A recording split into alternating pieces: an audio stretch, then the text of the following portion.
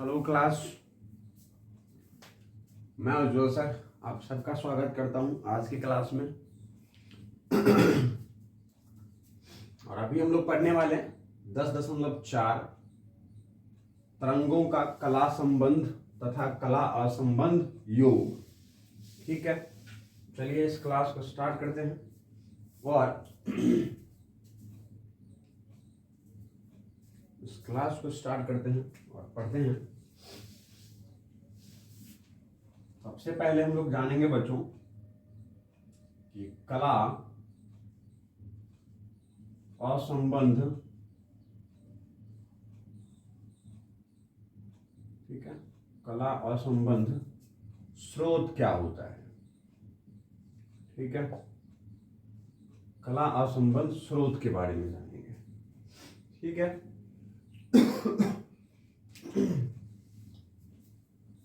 पहले कला असंबंध स्रोत के बारे में जानते हैं बच्चों।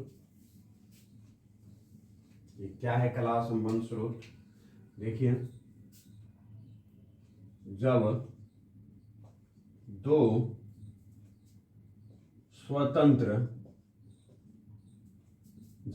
स्वतंत्र तरंगों का स्रोत तरंगों के, ठीक है, जब दो स्वतंत्र तरंगों के,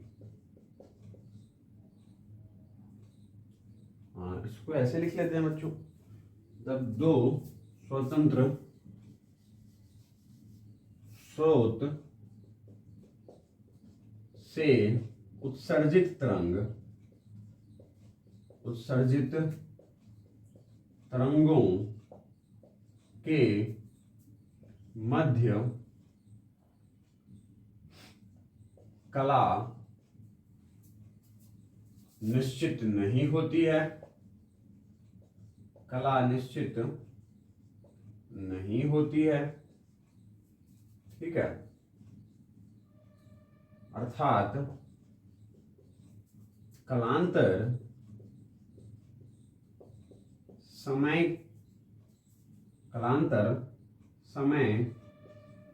के सापेक्ष परिवर्ती होती है, तब उसे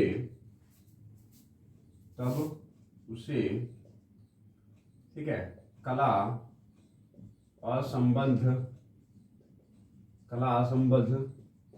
स्रोत कहते हैं।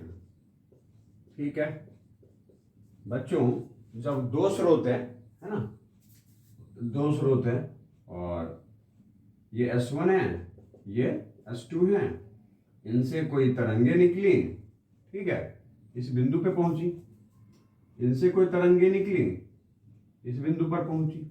ठीक है, इस तरंग और इस तरंग के, है ना, दो स्वतंत्र स्रोत हैं, S1 और S2 दो स्वतंत्र हैं, एक ही स्रोत तो नहीं है ना, स्वतंत्र स्रोत है ना।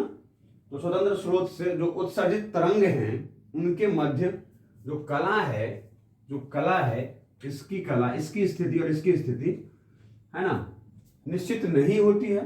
ओके, अर्थात कालांतर समय के सापेक्ष या कालांतर समय के साथ, ठीक है, कालांतर समय के साथ परिवर्तित होती रहती है,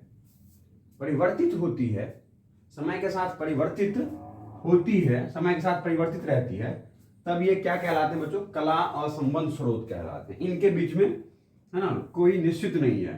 कुछ समय पर इसकी जो तरंग थी उसके विस्थापन को हमने दिखाया था A1 साइन ओमेगा टी से, कुछ देर पश्चात इसी तरंग का जो विस्थापन है वो हो गया A1 sine omega t plus phi1। ठीक है, इसका कुछ समय पहले जो प्रारंभ में इसका जो विस्थापन है वो था A2 sine omega t plus phi2। कुछ समय पश्चात इसी का हो गया A2 sine omega t plus phi3। तो देख लीजिए इन दोनों का जो कला है वो कला क्या होता है बच्चों? देखो जो साइन के बाद जो लिखी हुई है इसी को हम लोग इस तरंग का कला कहते हैं। क्या कहते हैं? कला, जो साइन के बाद लिखी हुई है। ठीक है, साइन के बाद जो बक्से में बंद है ना, उसी को हम लोग कला कहते हैं। तो देखो प्रारंभ में इसका कला कितना था? Omega t. इसका कला कितना था? Omega t plus phi 2। तो कलांतर कितना हो गया? मतलब इन दोनों के बीच में कला का अंतर कितना है? तो इतना माइनस इतना। तो अगर इस दोनों को घटाओगे तो कितना आएगा भाई? इतने में से अगर ओमेगा टी को घटाओगे तो कितना आएगा? फाइ 2। ठीक है, अब कुछ क्षण पश्चात मैंने इसका कला देखा तो कितना आया मुझे? ओमेगा टी प्लस फाइ 1 मिला। और इसका कुछ समय पश्चात जब मैंने देखा तो क्या निकला? Omega t plus phi 3। तो इन दोनों के बीच में कलांतर कितना आया थोड़ी समय पश्चात? ओमेगा टी प्लस फाइ 3 में से अगर इसको घटाओगे तो कितना आएगा? फाइ 3 माइनस फाइ 1 आएगा। देख लो, कुछ समय पहले फाइ 2 था दोनों के बीच कलांतर, कुछ समय पश्चात कलांतर जो है दोनों के बीच में फाइ 3 माइनस फाइ 1 हो गया। तो मतलब समय के साथ परिवर्ती है ना दो तरंगों के कलांतर। समझ में आई? साइन के बाद जो लिखे वही कलांतर है, सॉरी कला है, उस तरंग का कला है। तो दोनों के बीच में कलांतर कितने आ रहे हैं? कभी फाइ 2, कभी फाइ 3 माइनस फाइ 1, फिर थोड़ी देर पश्चात है ना कलांतर दोनों के तरंगों का कुछ और हो जाएगा। तो ऐसे जो स्रोत हैं, ये जो S1 और S2 स्रोत है, वो क्या कहलाएंगे? कला असंबंध स्रोत कहलाएंगे। समझ गए? चलिए अब हम लोग जानते हैं सेकेंड बातें जानते हैं। वो हमारे पास कला असंबंध स्रोत, कला असंबंध स्रोत। ठीक है, अब ये कला असंबंध स्रोत क्या होता है?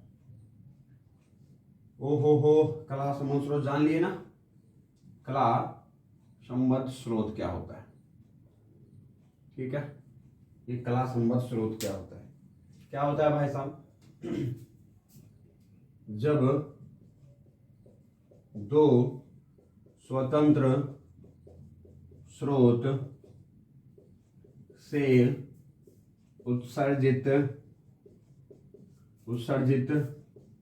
तरंगों के किसी माध्यम में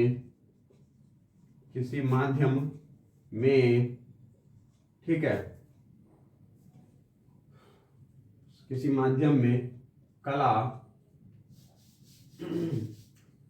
समान होते हैं।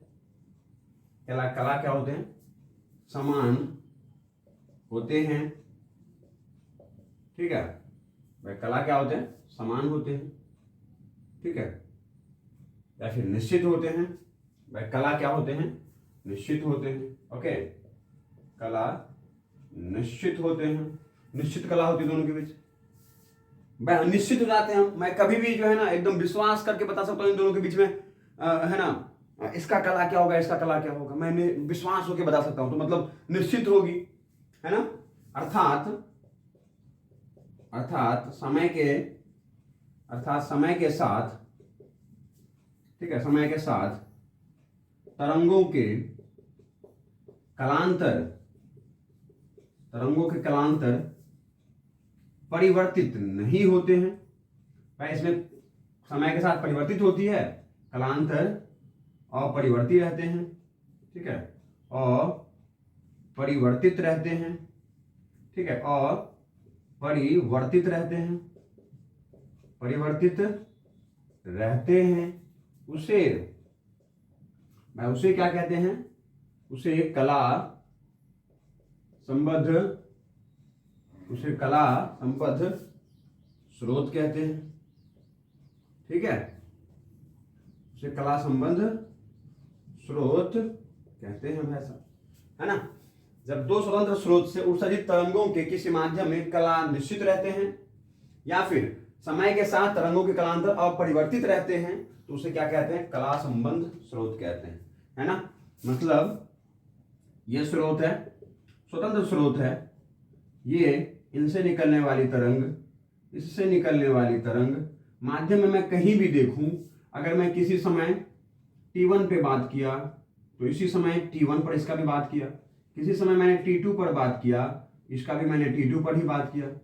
तो इस तरंग के T1 पर जो मुझे, है ना, तरंगों के विस्थापन मिले वो मुझे A1 साइन ओमेगा टी। ठीक है, इसके कितने मिले? इसके मिले भाई साहब T1 पर इसके मिले कितने? Y1 बराबर A2 sine omega t plus 5, ये मिले। ठीक है, फिर मैंने T2 पर देखा, भाई साहब T2 पर भी इसका यही था। मैंने T2 पर इसका देखा, भाई साहब T2 पर भी इसके विस्थापन यही थे। तो मैंने इसे क्या कह दिया? कला संबंध स्रोत कह दिया। ये समय के साथ बदल रहे थे, इसीलिए कला असंबंध स्रोत थे। इन तरंगों के जो कला थे वो बदल रहे थे, मतलब तरंगों के आपस में कोई कलांतर का संबंध नहीं था। इसमें दो स्रोत के निश्चित कलांतर के संबंध थे, परिवर्तित नहीं हो रहे थे कलांतर। ठीक है, इसीलिए कैसे हो गए? ये कला संबंध स्रोत हो गए। नो प्रॉब्लम, कोई दिक्कत नहीं होना चाहिए। अब आते हैं बच्चों, अब आते हैं क्या? तरंगों का व्यतीकरण। ठीक है, व्यतीकरण। ठीक है, तरंगों का व्यतीकरण। यस, तरंगों के हम लोग व्यतीकरण देखेंगे। ठीक है, तरंगों के व्यतीकरण है ना, इंटरफेरेंस ऑफ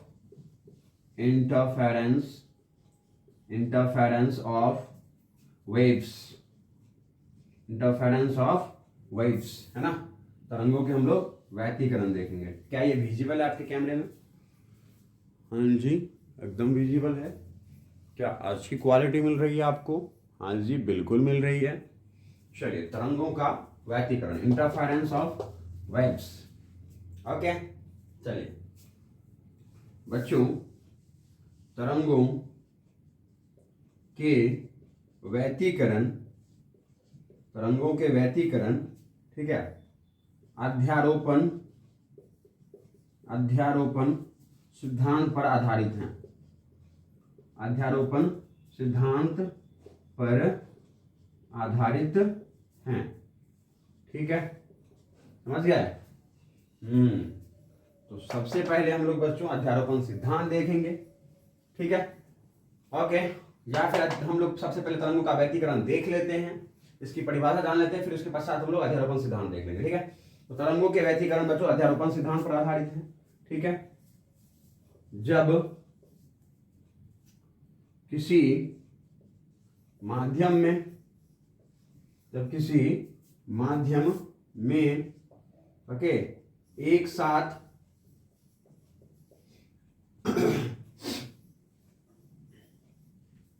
जब किसी माध्यम में एक साथ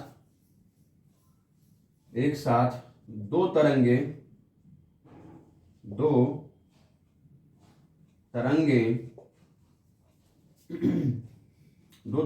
एक ही दिशा में, ठीक है, दो तरंगे एक ही दिशा में, ठीक है, एक ही दिशा में चलते हुए,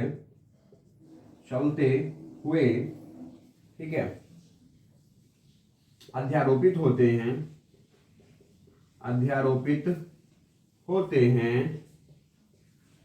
ठीक है, जब किसी माध्यम में एक साथ दो तरंगे एक ही दिशा में चलते हुए अध्यारोपित होते हैं,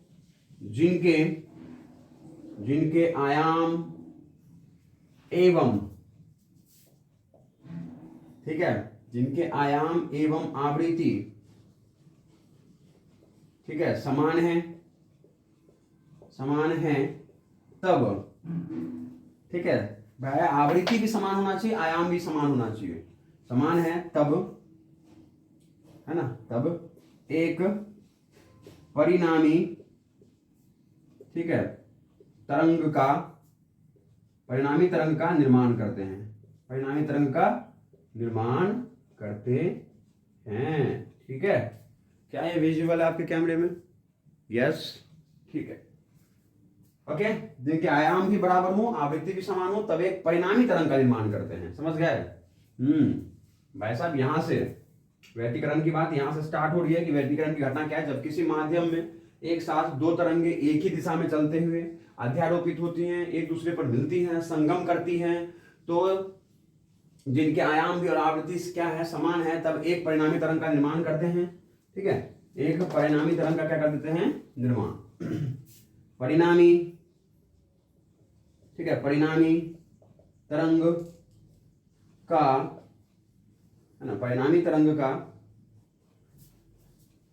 तरंग का किसी, है ना, किसी स्थान पर, ठीक है, परिणामी तरंग का किसी स्थान पर परिणामी आयाम अधिकतम एवं किसी स्थान पर न्यूनतम, किसी स्थान पर न्यूनतम, ठीक है, न्यूनतम प्राप्त होते हैं। ठीक है, प्राप्त होते हैं, फलस्वरूप तीव्रता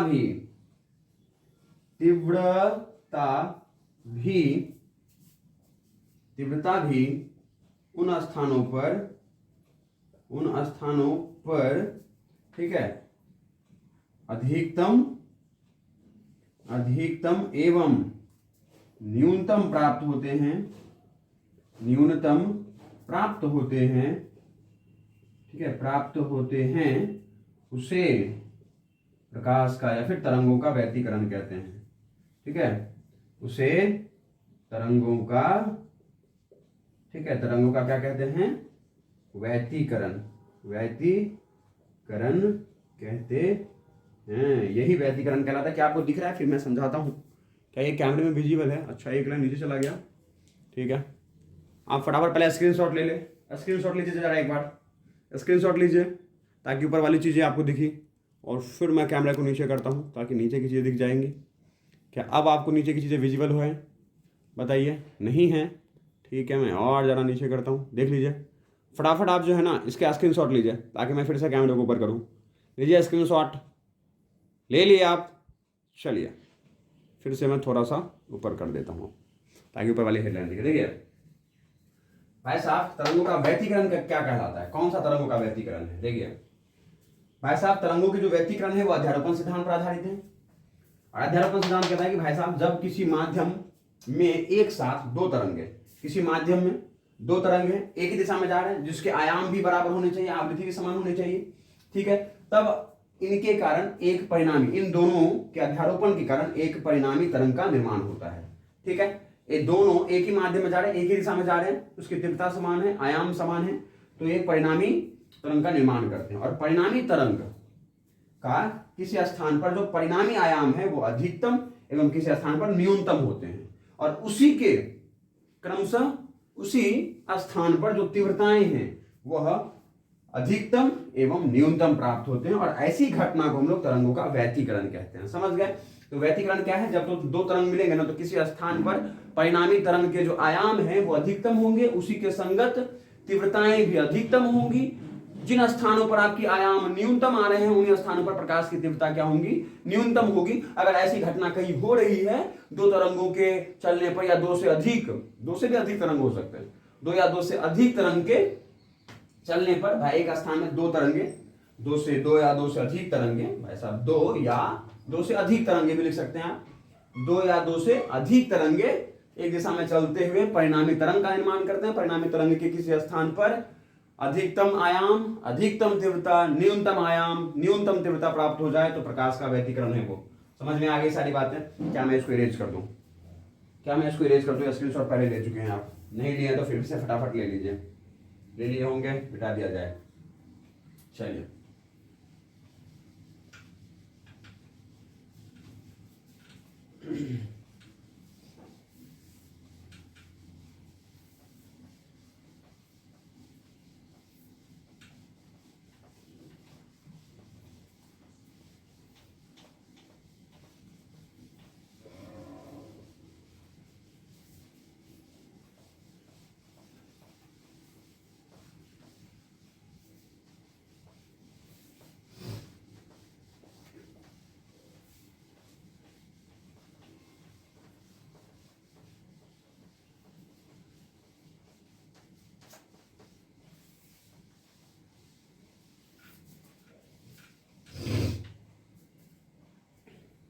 चलिए अब आते हैं नेक्स्ट बिंदु पर।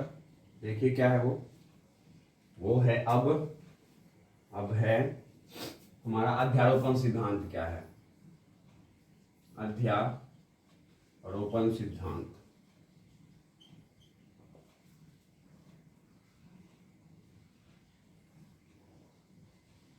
अध्यारोपण सिद्धांत क्या है वो देखिए।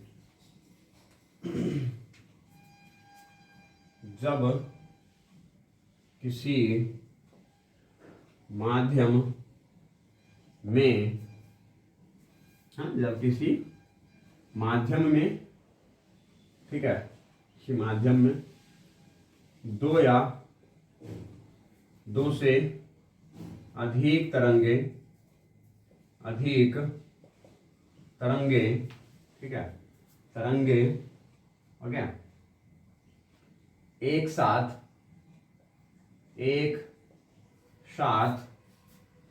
ठीक है, एक साथ किसी स्थान से या फिर किसी माध्यम में, ठीक है, माध्यम में ही वैसा, जब किसी माध्यम में दो या दो से अधिक तरंगे एक साथ गुजरती है, पार करती है, तब माध्यमों में,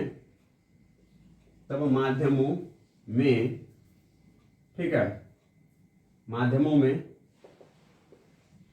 संगम एक साथ गुजरती है, तब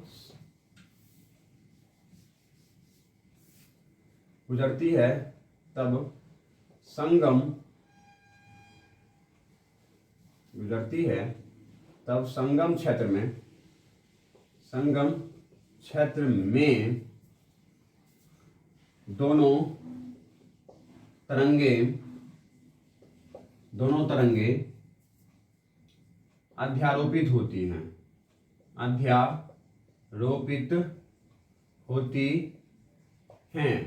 ठीक है,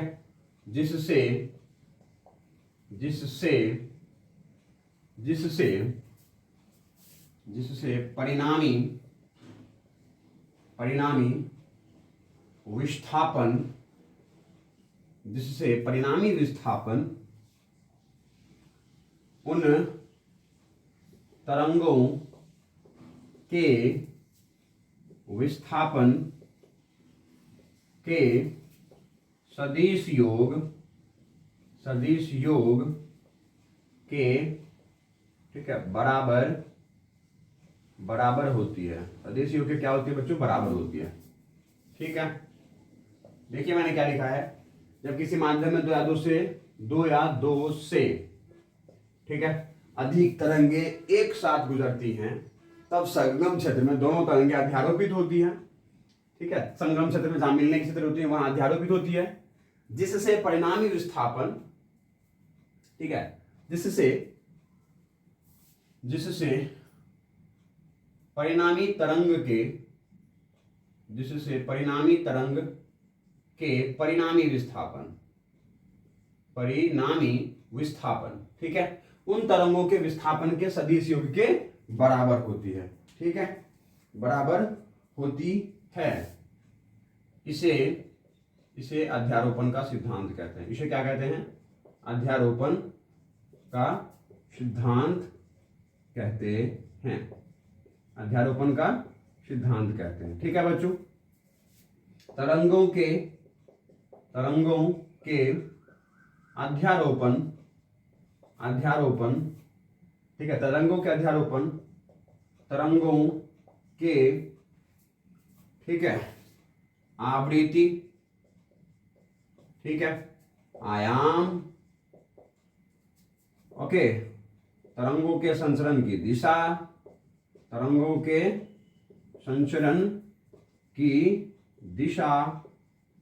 ओके, तरंगों के आवृत्ति, तरंगों के आयाम, तरंगों के संचरण की दिशा, ओके, एवं, ठीक है, तरंगों के कला पर निर्भर करती है, ठीक है, देख लीजिए कितनी खूबसूरत सी हमने बातें तैयार की है। पहले हमने क्या किया, अध्यारोपण का सिद्धांत क्या होता है बच्चों? अध्यारोपण का सिद्धांत होता है कि जो परिणामी तरंग होगा उस परिणामी तरंग के जो परिणामी विस्थापन होंगे, विस्थापन को दिखा रहे हैं y से, तो जो परिणामी विस्थापन होंगे वह क्या होगा, उन दोनों तरंगों का जो परिणामी विस्थापन है, पहला तरंग का जो विस्थापन है वो y1 है, दूसरे तरंग का जो विस्थापन है वो y2 है, तो उन दोनों के सदिश योग के बराबर होंगे। यही कहता है अध्यारोपण का सिद्धांत। बस पहले भी आपने पहले चैप्टर में अध्यारोपण का सिद्धांत पढ़ चुका है, ठीक है। बहुल आवेशों के कारण, अनेकों आवेश के कारण किसी बिंदु पर, ठीक है, और क्या वैद्युत बल है ना, वहां पे अध्यारोपण का सिद्धांत आप लगा चुके हैं।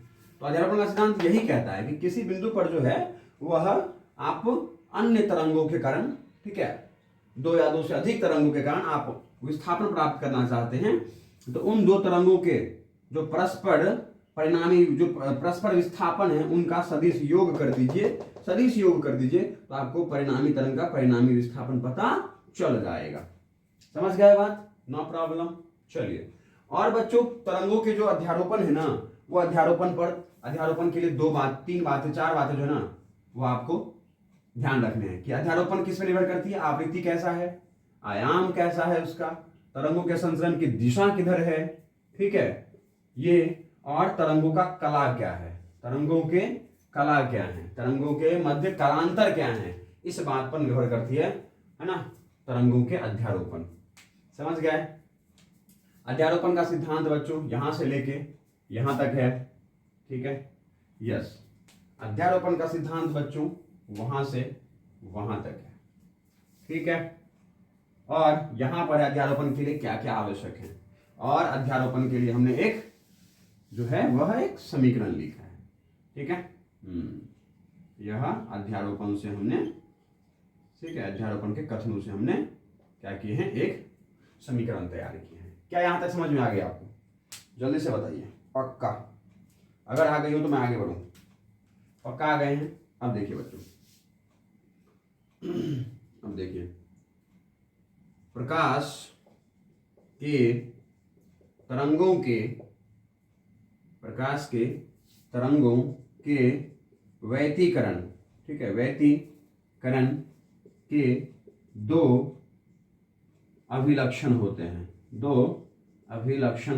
ठीक है। मतलब जो होते हैं, मतलब बच्चों जो अगर अभी व्यतिकरण करेगा, ठीक है, अगर प्रकाश के तरंग व्यतिकरण करेंगे तो उसके दो लक्षण देखने को मिलेंगे आपके, दो तरीके से उसके लक्षण दिखते हैं, दो लक्षण होता है। अगर प्रकाश के तरंग के व्यतिकरण आप कहीं पर होते हुए देख लिए तो उसके दो प्रकार के लक्षण देखने को मिल सकते हैं आपके। पहला क्या मिल सकता है बच्चों? पहला मिलेगा, ठीक है, संपोषी व्यतिकरण मिलेंगे आपको, ठीक है। दूसरा क्या मिलेगा? दूसरा मिलेगा बच्चों विनाशी व्यतिकरण, ठीक है। विनाशी मिलेंगे, संपोषी मिलेगा, ठीक है ना। संपोषी को हम लोग कंस्ट्रक्टिव बोलते हैं, कंस्ट्रक्टिव इंटरफेरेंस, ठीक है। और विनाशी का मिलेगा डिस्ट्रक्टिव, विनाश लेके आएगा, डिस्ट्रक्टिव इंटरफेरेंस, ठीक है, डिस्ट्रक्टिव इंटरफेरेंस। नो प्रॉब्लम, पक्का मजा आया? स्क्रीनशॉट लीजिए, मैं पूरा बोर्ड मिटाऊंगा और संपोषी और विनाशी को मैं जो है वह क्लासिफाई करूंगा, वर्णन करूंगा, ठीक है। आप फटाफट इसका स्क्रीनशॉट ले लीजिए, मुझे उम्मीद है आप ले लिए होंगे। ले लिए? चलिए।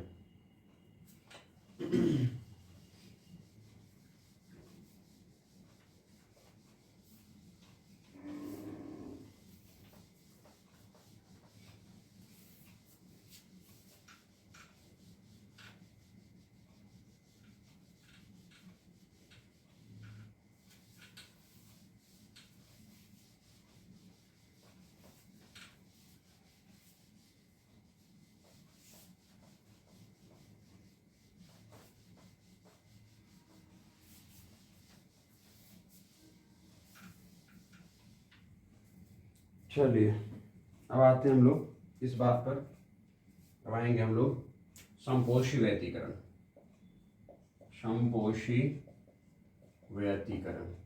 ठीक है। संपोषी व्यतिकरण क्या होता है। ठीक है, क्या होती है संपोषी व्यतिकरण? जब दो तरंगे ठीक है, जब दो तरंगे किसी माध्यम में ठीक है समान कला, ठीक है, समान कला में अध्यारोपित होते हैं अध्यारोपित होते हैं या दो तरंगों के मध्य, ठीक है, दो तरंगों के मध्य कलांतर, ठीक है, कलांतर। बच्चों कलांतर को हम लोग यहां से किससे दिखाएंगे? कलांतर से हम लोग यहाँ पर कलांतर को हम लोग किसे दिखाएंगे? तो कलांतर को बच्चों हम लोग दिखा देते हैं डेल्टा फाई से, ठीक है। तो दो तरंगों के मध्य कलांतर 0, ठीक है, दो तरंगों के मध्य कलांतर 0, ठीक है, तरंगों के मध्य कलांतर 0, कॉमा, ओके, कलांतर जो है बच्चों वह 0, 2 पाई, 4 पाई, 6 पाई, ठीक है, हो अर्थात कलांतर, ठीक है, 2 पाई का पूर्ण गुणज हो। पूर्ण गुणज का मतलब 2n पाई, n क्या है? पूर्णांक है यहाँ पर। 2 पाई का पूर्ण गुणज हो तब व्यतिकरण संपोषी होता है। व्यतिकरण क्या होता है बच्चों? संपोषी होता है, ठीक है। आपके व्यतिकरण दो तरंगों के माध्यम में, किसी माध्यम में समान कला में अध्यारोपित होते हैं। कला दोनों का समान है, ठीक है, समान कला, दोनों का कला जो है समान है। समान रहेगा तो कलांतर कितना आएगा? 0 आएगा। तो समान हो या दो तरंगों के मध्य कलांतर 0, 2 पाई, 4 पाई, 6 पाई कहे तो कलांतर 2 पाई का पूर्ण गुणज हो तो व्यतिकरण कैसा आएगा भाई साहब? संपोषी आएगा आपका। कोई दिक्कत? बताइए, व्यतिकरण कैसे आएंगे? संपोषी आएंगे, ओके। जब क्या होगा? कलांतर जो है आपका वो क्या होगा? 2n पाई होगा, 2n पाई होगा, ठीक है, नो प्रॉब्लम। चलिए आइए, अब आते हैं बच्चों विनाशी व्यतिकरण। विनाशी व्यतिकरण, ठीक है, विनाशी व्यतिकरण।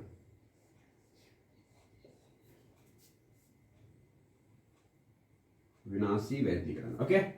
देखिए विनाशी व्यतिकरण क्या होता है? जब दो तरंगे, ठीक है, किसी माध्यम में,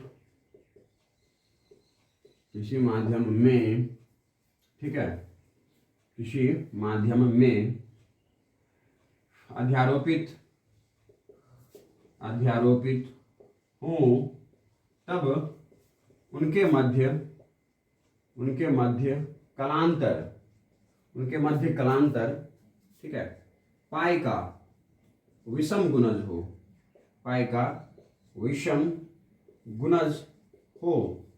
तब व्यतिकरण विनाशी होता है। व्यतिकरण विनाशी होता है। व्यतिकरण कैसे होंगे बच्चों? विनाशी, ठीक है। जब कलांतर क्या होगा? कलांतर आपका, ठीक है, विषम गुणज होगा, ठीक है, विषम गुणज होगा। मतलब कहे तो 2n पाई प्लस 1 गुना में पाई, 2n प्लस 1 गुना में पाई, ठीक है, समझ गए? No problem. तो कलांतर अगर आपका विषम गुणज है, ठीक है, तो फिर आपके जो विनाशी व्यतिकरण होंगे। जब आपका कलांतर जो है वह 2n पाई होगा तो कैसा व्यतिकरण होगा? संपोषी व्यतिकरण होगा, ठीक है, 2n पाई, 2n प्लस 1 पाई, ओके, नो प्रॉब्लम। यहां तक आपको समझ में आ गई है। मुझे उम्मीद है कि आप समझ पा रहे हैं, आप मेरी बातों को समझ पा रहे हैं, ठीक है। यहाँ जो है बच्चों, यहाँ n, ठीक है, पूर्ण संख्या है। n क्या है? पूर्ण संख्या, ठीक है, पूर्ण संख्या कहाँ से शुरू होती है बच्चों? 0 से। 0 1 2 3 करके करके करके इन्फिनाइट तक जा सकते हैं आप, ठीक है। यहाँ पर भी बच्चों यही है, यहाँ जो है वह n क्या है? पूर्ण संख्या है, ठीक है। n क्या है आपका? पूर्ण संख्या है। पूर्ण गुणज का मतलब क्या होता है? यही होता है, ठीक है। गुणज का मतलब यही है कि n का जो वैल्यू है वो 0 से 1 से 2 से कहीं से शुरू हो सकता है, ठीक है। कहाँ जा सकता है? इन्फिनाइट जा सकता है ना। चलिए, नो प्रॉब्लम यहाँ तक। क्या बच्चों यहाँ तक समझ में आया तो इसे भी स्क्रीनशॉट ले लीजिए, मैं इसको मिटाऊंगा और एक बड़े से विस्तार से हम लोग डेरिवेशन पे चलेंगे, ठीक है। एक विस्तार से डेरिवेशन पे चलेंगे। उम्मीद है आप यहाँ तक कर लिए होंगे। अगर कर लें आप तो हम लोग आगे बढ़े, ठीक है, पक्का। बच्चों एक लाइन हम लोग इनमें लिख सकते हैं, क्या पता है? अगर आपका संपोषी व्यतिकरण होगा, ठीक है, तो हम लोग लिख सकते हैं यहाँ पर कि परिणामी तरंग के आयाम, ठीक है, आयाम एवं तीव्रता अधिकतम होते हैं। तीव्रता क्या होते हैं? अधिकतम होते हैं, ठीक है। बच्चों यहां पर एक लाइन और लिख सकते हैं, वो क्या है कि इस स्थिति में जो परिणामी तरंग है, परिणामी तरंग के आयाम, है ना, आयाम एवं तीव्रता क्या होते हैं? न्यूनतम होते हैं, ठीक है।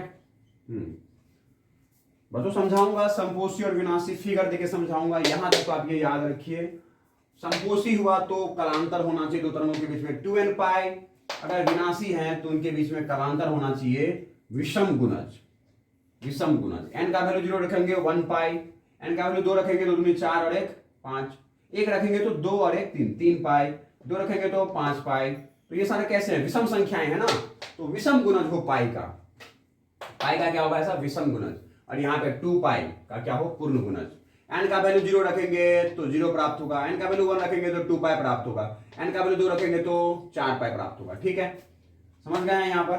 चलिए अब आप इसका क्या ले लीजिए बच्चों, स्क्रीनशॉट ले लीजिए ताकि मैं आपको आगे समझाऊं। ओके, ले लिए। चलिए हम लोग एक विस्तार से डेरिवेशन पे चलेंगे।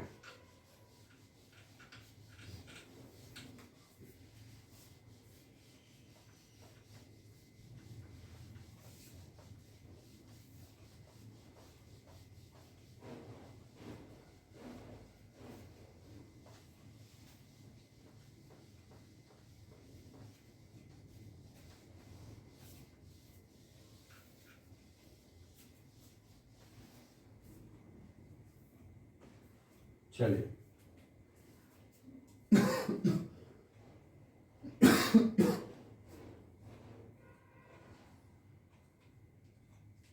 हम लोग चलेंगे कहां पर?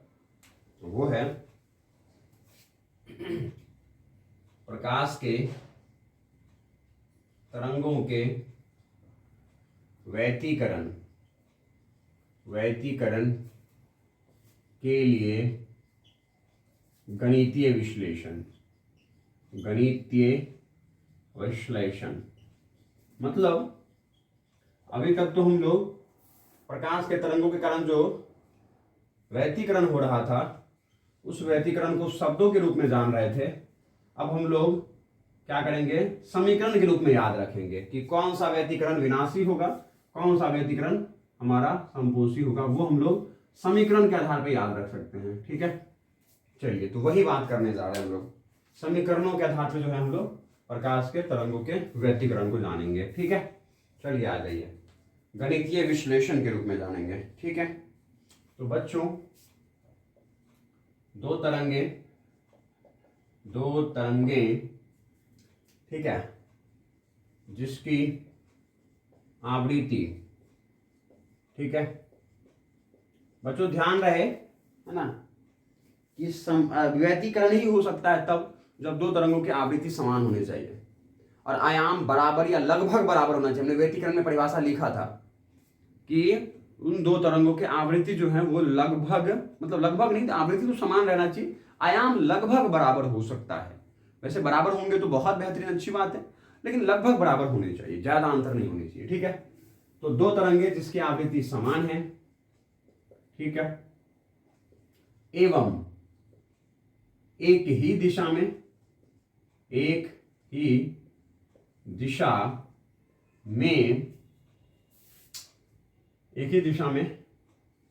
ठीक है, गतिशील हैं, ठीक है, तब परिणामी तरंग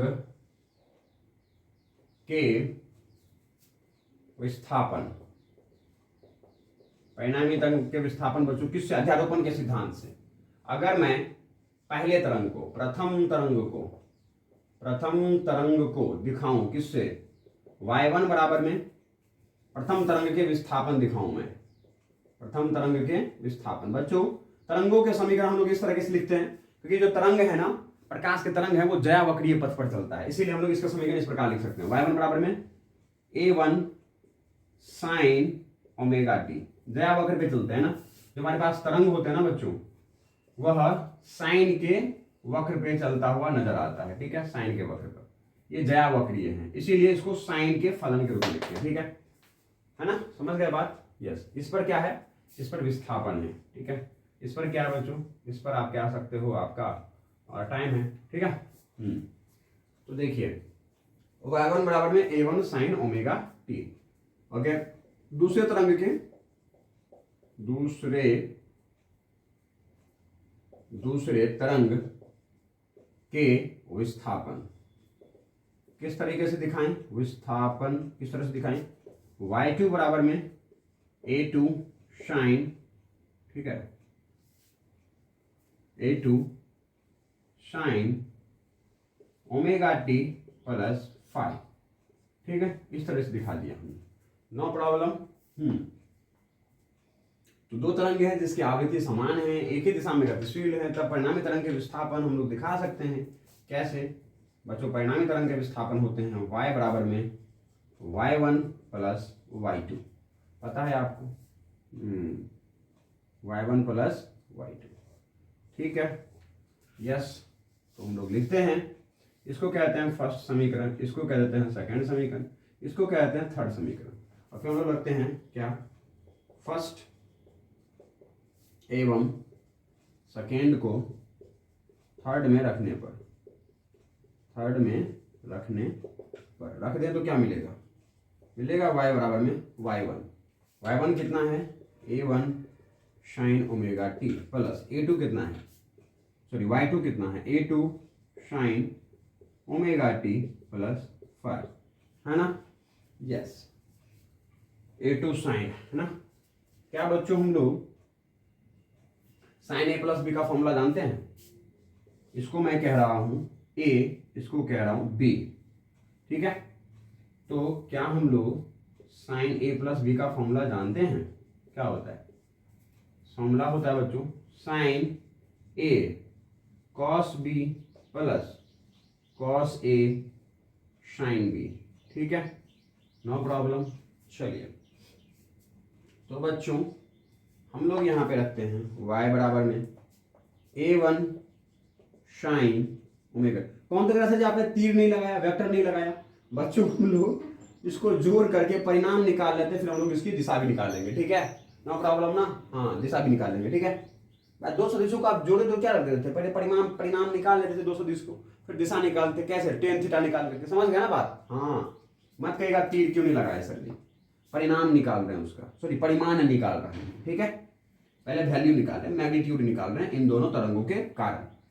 तो a1 sine omega t plus, है ना, a2 को हमने बाहर रख लिया, और साइन a प्लस बी का फॉर्मूला यहां लिखा हुआ है, साइन a क्या है? ओमेगा टी गुना में कॉस b मतलब कॉस 5 प्लस कॉस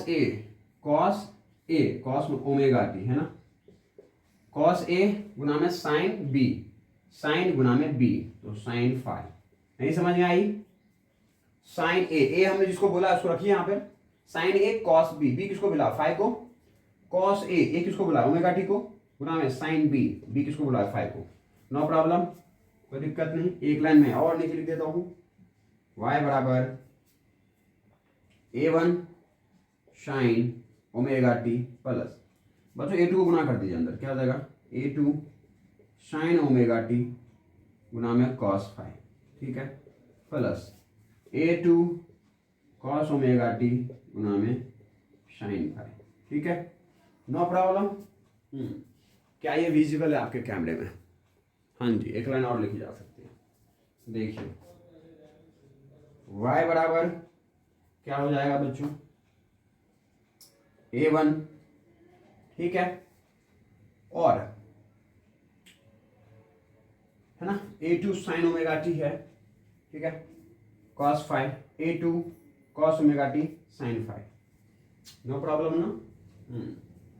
क्या बच्चों, क्या बच्चों, दोनों के पास साइन ओमेगा टी है, मैं बाहर ले आता हूं ना, क्या बन जाएगा A1 A2 गुना में कॉस फाइव, ठीक है, क्या ले आया मैं इसका बाहर, मैं इसका बाहर ले आया साइन ओमेगा टी, ठीक है, बाहर ले आया, नो प्रॉब्लम। और प्लस मैं लिख देता हूं इसको A2 कॉस ओमेगा टी गुना में साइन फाइव, ठीक है, इसको बोलता हूं समीकरण नंबर 4, नो प्रॉब्लम। क्या ये विजिबल आपके कैमरे में? हाँ जी, स्क्रीनशॉट लीजिए, मैं आगे बढ़ूंगा, स्क्रीनशॉट लीजिए, मैं इसको डिस्प्लेस करूंगा, मिटाऊंगा, ठीक है, पक्का। इसे आप फटाफट क्या कीजिए, स्क्रीनशॉट लीजिए, ले लिए होंगे, कोई प्रॉब्लम नहीं हुआ होगा आपको स्क्रीनशॉट लेने में, ठीक है, नहीं आ रही आपको लेने, पड़ोसी की सहायता लीजिए। पड़ोसी आपके होते क्यों हैं? इसी सब के लिए होते हैं वैसा, पड़ोसियों की सहायता लीजिए, पड़ोसी आपके इसी काम के लिए होते हैं। पड़ोसी तो हमें बहुत कुछ सिखा सकते हैं, अच्छे अच्छे गुण, अच्छे अच्छे प्रकृति के, ठीक है, जिसका शायद से हमने अब तक सेवन भी नहीं किया, वैसे वैसे प्रकृति सिखा सकते हैं हमारे पड़ोसी। तो पड़ोसियों की सहायता लिया करें, वैसा पड़ोसी होते ही हैं अपने काम आने के लिए, ठीक है।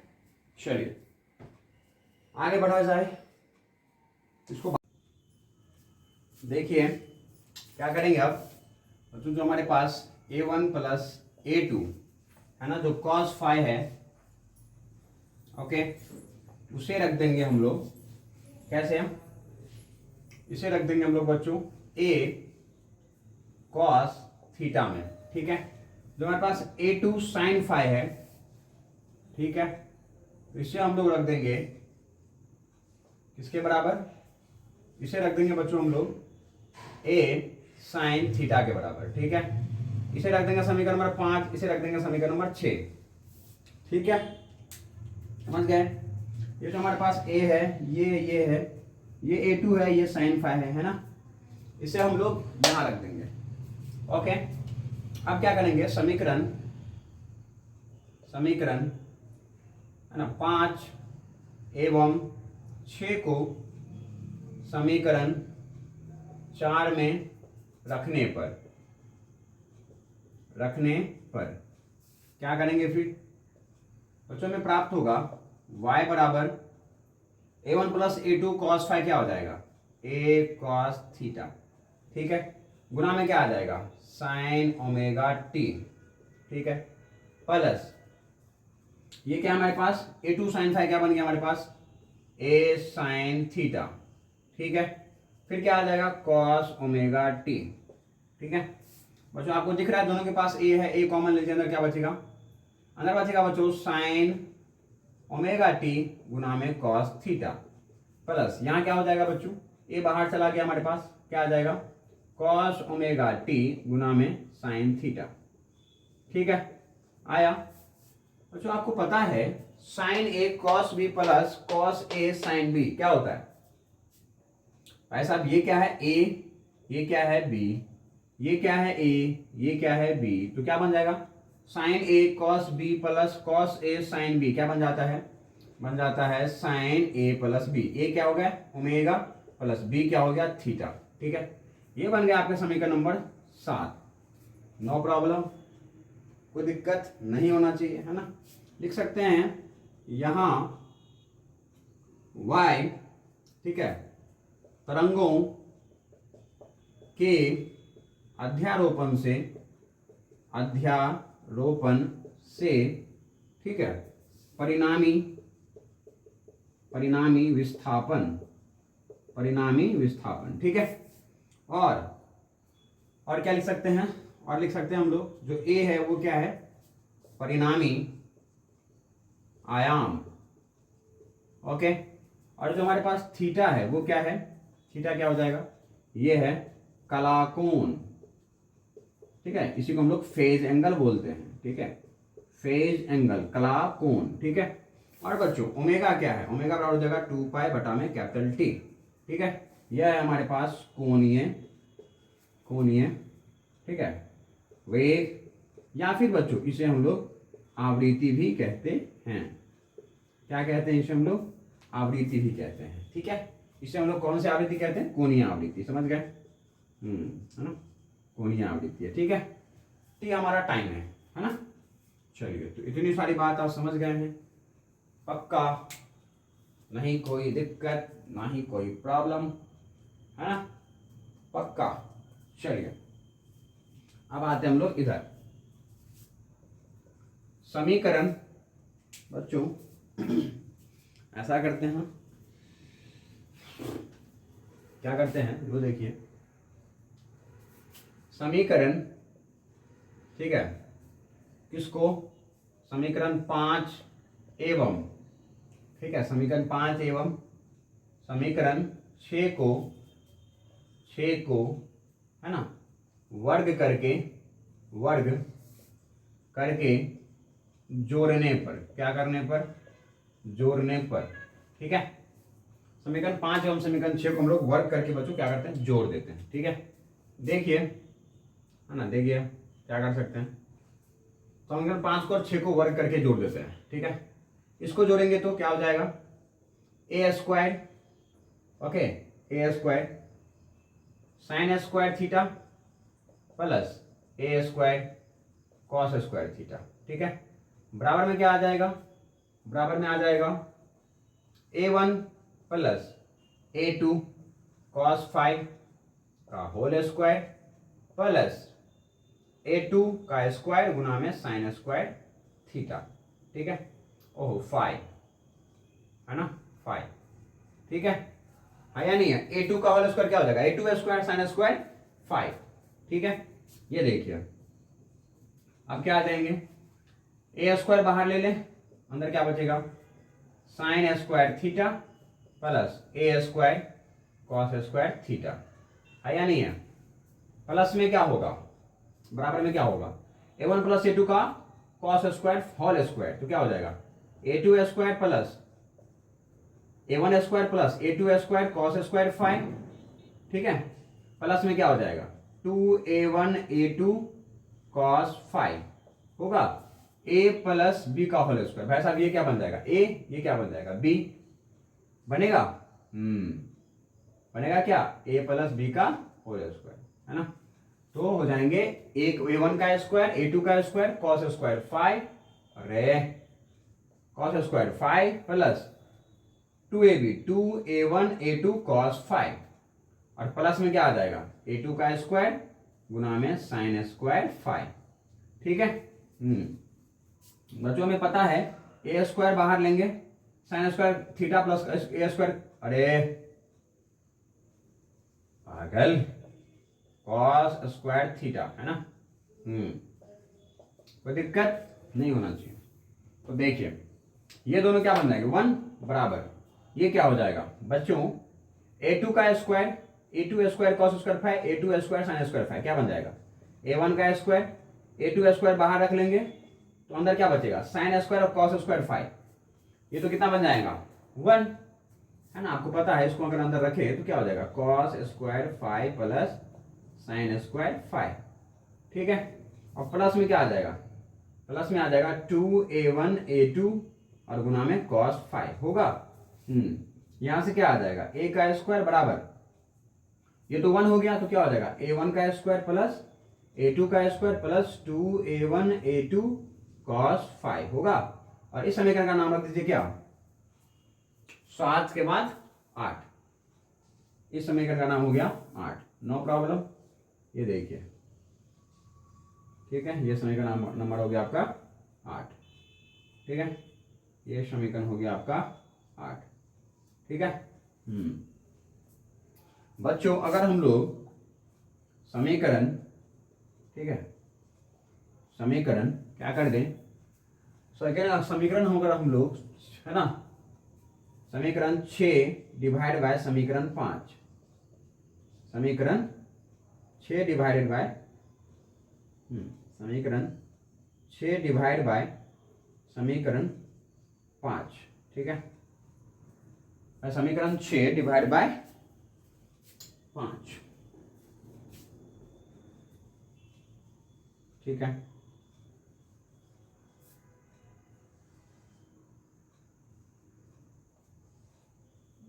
ना, समीकरण 6 डिवाइड बाय 5। ठीक है, क्या कर सकते हैं, आ जाएगा हमारे पास क्या, a cos थीटा बराबर a sin थीटा बराबर क्या आ जाएगा, आ जाएगा a2 sin 5 बटा में a1 प्लस a2 cos 5 होगा ना। इस समीकरण का नाम क्या रख देंगे, 9। ठीक है, 9 कोई प्रॉब्लम। चलिए इधर मिटाऊं, समीकरण 6 divide by 5, A sine theta, ओहो गलती हो गई ना, गलती हो गई, गलती हो गई ना भाई साहब। समीकरण 6 तो ए साइन थीटा है, a2 sin 5, a2 sin 5 ऊपर तो लिख दिया, इधर a cos थीटा, यहाँ a sin थीटा होता है ना, इधर गलत लिख दिया। चलिए मैं इधर मिटा के करता हूं, इधर मिटा दूं मैं, चलिए मिटा देता हूं।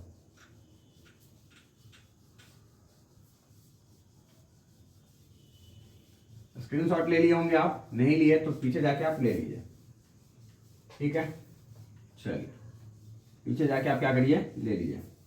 बच्चों यहां क्या आ जाएगा, यहां आएगा समीकरण, है ना, समीकरण 6 डिवाइड बाय, नहीं समीकरण 5 डिवाइड बाय समीकरण, ठीक है, 6। ओके, समझे बात।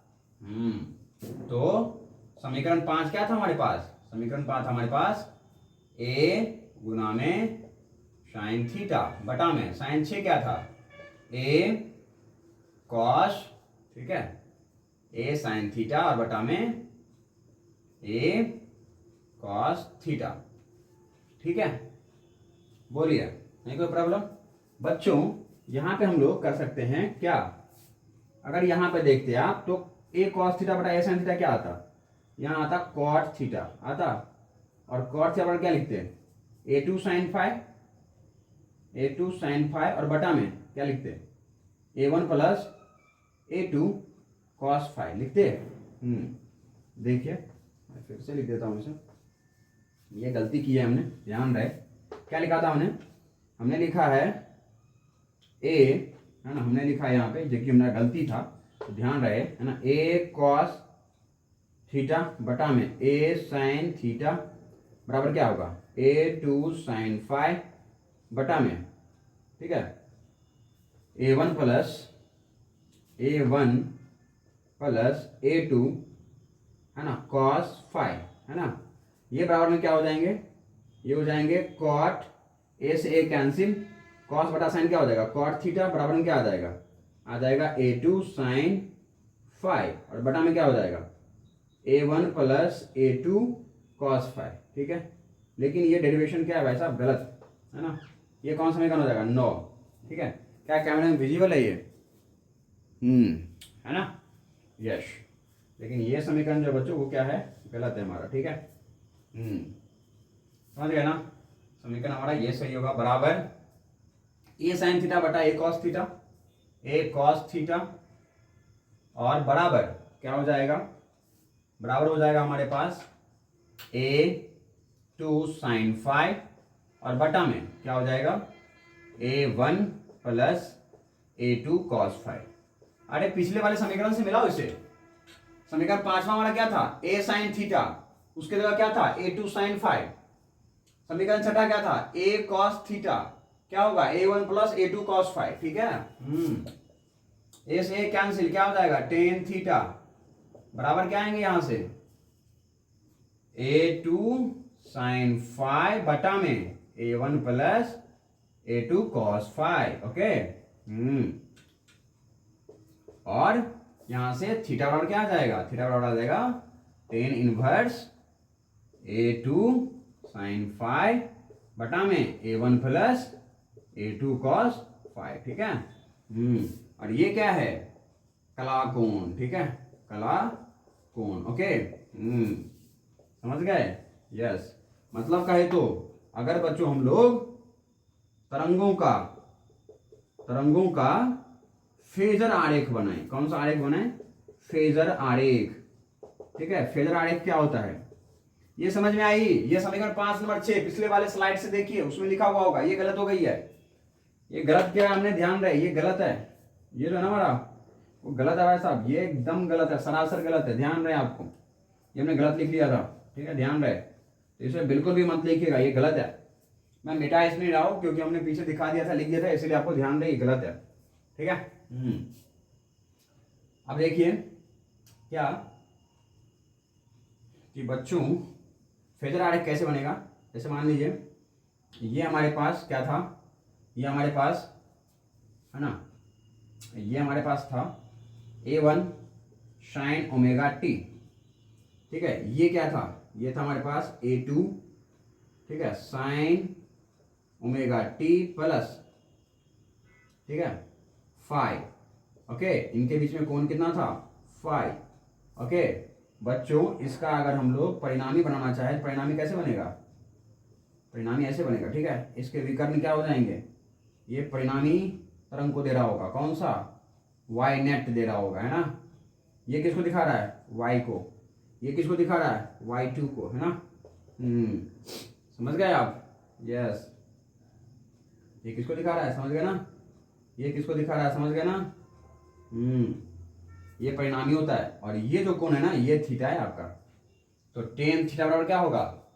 दिस बटा में दिस, और दिस क्या आएगा? A2 sign five, A2 sign five. ठीक है। A2 साइन फाइव, ये कितना होगा? ये है A2 sine omega T, A1 plus A2 cos five. ठीक है। समझ गए? ये हुआ भाई साहब, ये फेजर आरेख होंगे। ओके, आप स्क्रीनशॉट ले लीजिए ताकि मैं इसे मिटाऊं और आगे बढ़ेंगे हम लोग। मिटा दूं मैं इसे? मिटा दिया जाए।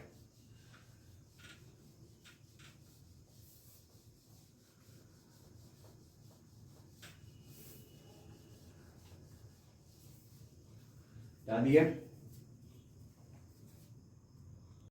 आते हैं किस पर? अब बच्चों आते हैं हम लोग संपोषी एवं विनाशी व्यतिकरण। ठीक है, हम लोग आते हैं कुछ परिस्थितियों पर। उस परिस्थिति कैसी है? संपोषी व्यतिकरण। ठीक है, संपोषी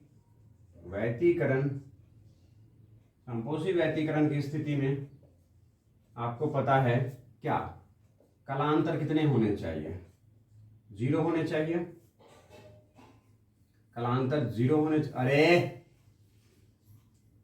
0, 2 पाई, 4 पाई। ठीक है। ओके, इसी तरह से चलते जाएंगे, है ना। तो समीकरण है ना, समीकरण कितने से? समीकरण 8 से। समीकरण 8 से क्या लिख सकते हैं? लिख सकते हैं परिणामी आयाम का स्क्वायर बराबर A1 का स्क्वायर प्लस A2 का स्क्वायर, है ना, और plus 2A1 A2 cos five. Five का वैल्यू अगर मैं ले लूँ, है ना, cos फाइव का वैल्यू ले लूँ, मतलब यहाँ पे कलांतर ही है बच्चों, है ना। इसको आप, इस कलांतर को आप फाइव के बराबर लिख सकते हो। यहाँ पे जो आपका फाइव है ना, वो कलांतर ही है। ठीक है। कलांतर किसके बराबर? डेल्टा फाइव जो है फाइव के बराबर। हम लोग देखे थे ना डेल्टा फाइव। हमने क्या लिया था? हमने लिया था साइन ओमेगा टी, A1 लिया था, और लिया था A2 sine omega t plus five, या नहीं है? तो तो मैंने क्या कहा था, साइन के बाद जो जो भी लिखा हुआ है वो क्या है आपका कला है, इसका कला इतना है, इसका कला इतना है, तो कलांतर का वैल्यू कितना आ जाएगा ओमेगा टी प्लस 5, ये कला और इसके कला में से क्या कर देंगे घटा देंगे, तो कितना आंसर आएगा डेल्टा 5 का बराबर आएगा 5, देखो आया, हाँ तो यहाँ पे 5 का वैल्यू डेल्टा 5 के बराबर, ठीक है। तो बच्चों समीकरण 8 में हमारे पास cos 5 था, है ना, यहाँ से कितना आ जाएगा, ये cos 5 कितना हो जाएगा, 5 की वैल्यू जो मैं क्या रखूंगा, 5 का वैल्यू 0 रखूंगा, है ना, तो a1 a2 का स्क्वायर प्लस 2a1 a2 और cos 5 का वैल्यू 0, cos 0 का वैल्यू 1 होता है ना, तो यहाँ से क्या आ जाएगा, यहाँ से आ जाएगा a1 प्लस a2 का होल स्क्वायर, देखो a1 square a2 square plus 2a1 a2, a1 plus a2 का होल स्क्वायर हो जाएगा, बोलो होगा, और स्क्वायर से स्क्वायर क्या आ जाएंगे कैंसिल, तो यहाँ से क्या आ जाएगा a बराबर में आ जाएगा a1 प्लस a2 होगा, परिणामी तरंग ये आ जाएंगे पक्का, नो प्रॉब्लम, यस। अब देखो हमें ज्ञात है कि प्रकाश के तरंग की तीव्रता, प्रकाश के तरंग की तीव्रता, ठीक है, तीव्रता का मतलब है तो आई, ठीक है, आयाम के वर्ग के, आयाम के वर्ग के समानुपाती होता है, समानुपाती होता है। अगर नहीं पता आपको तो आप आज के बाद रख लीजिए कि जो हमारे पास तीव्रता है वो समानुपाती होता है आयाम के स्क्वायर के, ठीक है, ये बात आप समझ जाइए, ठीक है। तो यहाँ से हम लोग क्या लिख सकते हैं, आई बराबर में के ए का स्क्वायर, ठीक है, समानुपाती हटाएंगे एक नियतांक आ जाएगा, समानुपाती हटाते एक नियतांक आता है, नहीं पता है आज के बाद ये बात भी रख लीजिए, ठीक है। ये हो गया हमारे पास कौन सा समीकरण, ये हो गया हमारे पास 9वां, 9 हो चुके हैं 10 समीकरण, ठीक है। ये हो गया आपके पास 11वां। बच्चों I1 के लिए क्या लिख सकते हैं, I1 बराबर क्या आ जाएगा के A1, भाई साहब क्या आ जाएगा के और गुना में A1 का स्क्वायर होगा, बताओ यहाँ पे I1 कर दिए तो यहाँ पे एम्पलीट्यूड A1 आ जाएगा, और अगर हमने I2 कर दिए तो क्या आ जाएगा के A2 का होल स्क्वायर होगा, बोलो ये हो गया 12वां, ये हो गया 13वां, बोलो क्या ये सब सारे कैमरे में विजिबल है ना, यस।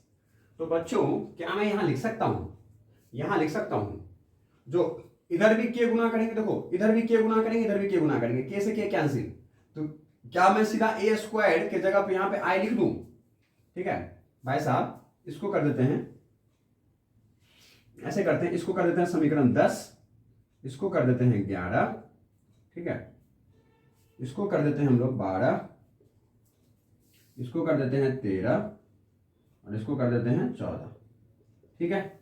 अब समीकरण 10 में, ठीक है ना, यहाँ लिखता हूं मैं, यहाँ ध्यान रखिएगा कि कहां से कैसे क्या लिखना है ना, या फिर मैं इधर मिटा देता हूँ, इधर का तो कोई काम है नहीं, इधर लिखा इधर के लिख लेते हैं, आपकी पता हो कहां से कहां जाना है, कहां से कहां लिखना है, ठीक है।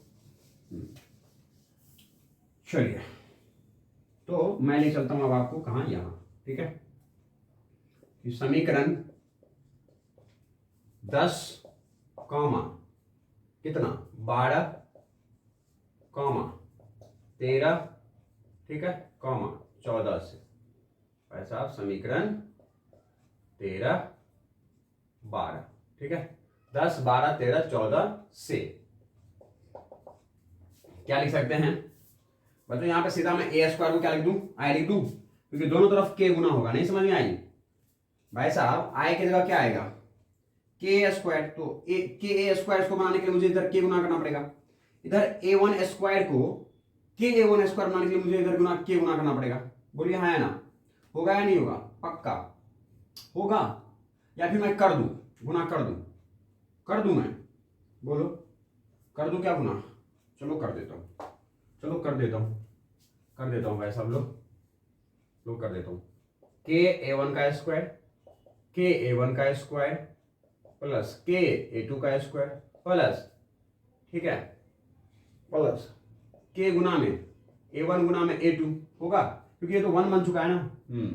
अब देखो भाई साहब, क्या मैं इसको ऐसे लिख सकता हूं, के का स्क्वायर बराबर के A1 का स्क्वायर प्लस के A2 का स्क्वायर, अब क्योंकि ये k दोनों के पास है तो क्या इसको ऐसे लिखा जा सकता है, रूट अंडर ना रूट अंडर k गुना में a1 का स्क्वायर और रूट अंडर k गुना में a2 का स्क्वायर। देखो देख लो भाई साहब, a1 का स्क्वायर बाहर आएगा a1 बन जाएगा, a2 का स्क्वायर बाहर आएगा a2 बन जाएगा और रूट अंडर k क्या बन जाएगा, k बन जाएगा। समझे? अरे बोलो, रूट अंडर k और रूट अंडर k क्या बन जाएगा, k बन जाएगा, क्योंकि रूट अंडर k गुना में k का स्क्वायर और ये k से बाहर आ जाएगा, तो इसको ऐसे भी लिखा जा सकता है। बोलो हाँ ना? यस। अब रखो, k स्क्वायर को तुम क्या कह रहे थे, k स्क्वायर को I कह रहे थे। यस बराबर। तुम a1 स्क्वायर को क्या कह रहे थे, I1 कह रहे थे। ठीक है। और तुम a2 स्क्वायर को क्या कह रहे थे, I2 कह रहे थे। और प्लस तुम जो है, ओहो हो 2 छूट गया ना भाई साहब, 2 छोड़ दिया आप। ठीक है, 2 छोड़ दिए थे आप, देख लीजिए 2 है ना। और तुम a1 स्क्वायर को क्या कह सकते हो, a1 स्क्वायर को I1, तो मतलब 2 गुना में रूट अंडर I1। ठीक है। और फिर तुम k2 स्क्वायर को क्या कह रहे थे, तुम I2 कह रहे थे। ये देखो, क्या ऐसा समीकरण बन गया, देख लो। और अगर ऐसा बन गया तो क्या इसको ऐसे लिखा जा सकता है, क्या बच्चों इसको ऐसे लिखा जा सकता है, बोलो क्या इसको ऐसे लिखा जा सकता है, रूट अंडर I1 का स्क्वायर रूट अंडर I2 का स्क्वायर। इसी को मैं ऐसे लिख सकता हूँ ना, रूट अंडर I1 का स्क्वायर बाहर आएगा I1 बन जाएगा, I2 का स्क्वायर बाहर आएगा I2 बन जाएगा। और इसको क्या लिख सकते हैं, 2 रूट अंडर I1 और रूट अंडर I2 लिख सकते हैं। बोलो भाई साहब, अगर मैं इसको a कह दूं और इसको b कह दूं तो क्या होता है, क्या होता है पहले बताओ भाई। a प्लस बी का होल स्क्वायर क्या होता है, a प्लस बी का होल स्क्वायर क्या होता है, a प्लस बी का होल स्क्वायर क्या होता है, root under I1 plus root under I2। बोलो भाई साहब, a प्लस बी का होल स्क्वायर क्या होता है, तुम्हें बताओ, तुम्हें बताओ क्या होता है, क्या होता है। इसको मैं क्या कह सकता हूँ, इसको क्या कह सकता हूँ, a कह सकता हूँ, इसको मैं b कह सकता हूँ। ये क्या बन जाएगा, a और b। ओहो ओ भैया, देखो क्या कहा जा सकता है, क्या कह सकते हो, ये तो a स्क्वायर है ना, ये तो तुम्हारा a स्क्वायर है और ये तुम्हारा b स्क्वायर है। वैसा a प्लस बी का होल स्क्वायर क्या होता है, a square plus b square plus 2ab। तो ये तुम्हारा a है और ये तुम्हारा b है ना भाई। a प्लस बी का होल स्क्वायर क्या होता है, तुम्हें बताओ। यहाँ पे a प्लस बी का होल स्क्वायर हो जाएगा, क्या होता है भाई, इसका स्क्वायर प्लस इसका स्क्वायर प्लस 2 गुना में a और गुना में b। होगा नहीं होगा, होगा या नहीं होगा, तुम्हें बताओ। तुम इसको ऐसे भी लिख सकते हो, इसका होल स्क्वायर और इसका होल स्क्वायर, तुम इसको ऐसे भी लिख सकते हो। बोलो लिख सकते हो, देखो लिख सकते हो भाई साहब, बोलो तुम, लिखा जा सकता है। मैं रूट अंडर I1 डाल दिया, उसी का स्क्वायर कर दिया, तो भाई साहब रूट से निकल जाएगा I1 आ जाएगा। रूट अंडर I2 का होल स्क्वायर क्या होता है, I2 होता है, तो क्या इसको ऐसे लिखा जा सकता है। देखो भाई a किसको माना हमने, रूट अंडर I1 को, तो a का स्क्वायर रूट से बाहर निकल जाएगा I1 बन जाएगा। रूट अंडर A2 का होल स्क्वायर, सॉरी b का स्क्वायर, रूट अंडर b का स्क्वायर, तो b का स्क्वायर करोगे तो रूट से बाहर आके I2 बन जाएगा। मतलब इसको ऐसे भी लिखा जा सकता है भाई साहब, समझ गए। और अगर ऐसे लिख दोगे ना तो क्या बन जाएगा, ये हो गया a का स्क्वायर b का स्क्वायर प्लस 2ab। तो इसको ऐसे लिख सकते हैं a प्लस b का होल स्क्वायर। a कौन हो जाएगा, I1, I2 कौन जाएगा, हाँ, तो a प्लस b का होल स्क्वायर। समझे? ये समीकरण हो गया तुम्हारा कौन सा, समीकरण नंबर 15। देख लो, नहीं समझ में आ रही है तो दोबारा सोच लो। ठीक है, मिटा दूं मैं इसे, ये तो पहले स्क्रीनशॉट ले चुके हैं, नहीं लिए हैं पीछे जाकर स्क्रीनशॉट लीजिए। ठीक है, चलिए कर सकते हैं ना।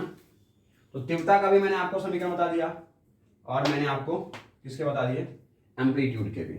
ठीक है, यदि ठीक है, यदि आयाम a1 बराबर a2 बराबर a0 हो एवं तीव्रता I1 बराबर I2 बराबर I0 हो, तब क्या हो जाएगा, तब समीकरण 11 से और 15 से, समीकरण 11 एवं 15 से क्या होगा बताओ, क्या होगा बताइए, क्या हो जाएगा, देख लो। समीकरण 11 में A1 का वैल्यू भी A नोट है ना, A2 का वैल्यू भी A नोट, तो क्या हो जाएगा, जो हमारा परिणामी आयाम है वो हो जाएगा 2A नोट। ठीक है, समीकरण नंबर 16।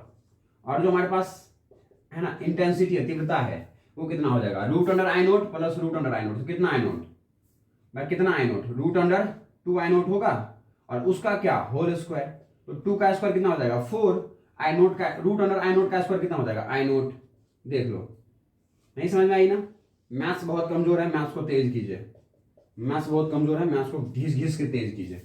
ठीक है भाई साहब, रूट अंडर आई नोट प्लस रूट अंडर आई नोट, क्योंकि I1 और I2 को तुमने क्या कह दिया आई नोट, तो रूट अंडर आई नोट प्लस रूट अंडर आई नोट कितना हो गया 2 रूट आई नोट, और 2 रूट आई नोट का होल स्क्वायर, तो क्या करोगे 4 आई नोट आएगा।